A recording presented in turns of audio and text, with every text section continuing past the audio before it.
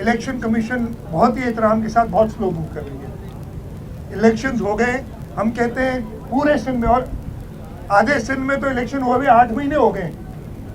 पूरे सिंध में इस वक्त आप जो मेयर और चेयरमैन, डिस्ट्रिक्ट काउंसिल के चेयरमैन, यूनियन का ये आपके टाउन कमिटीज़ वगैरह के चेयरमैन, इनकी म्यूनसिपलिटीज़ के चेयरमैन इलेक्ट करें, ये कहीं नहीं होता।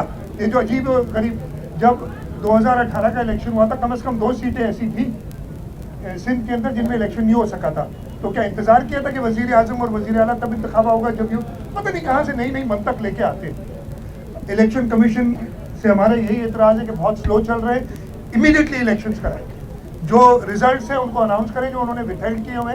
अजीब बात है, यानी 20 रिजल्ट विथहेल्ड किए जिसमें 12 पाकिस्तान पीपल्स पार्टी के। जो फैसला करो भाई, भेजो उनको ट्राइब्यूनल में। हम जीते हैं, हमारी इस वक्त 96-97 सीट्स है, मेयर हमारा कराची का है, ये आपको मैं बड़ा क्लियर बता दूं।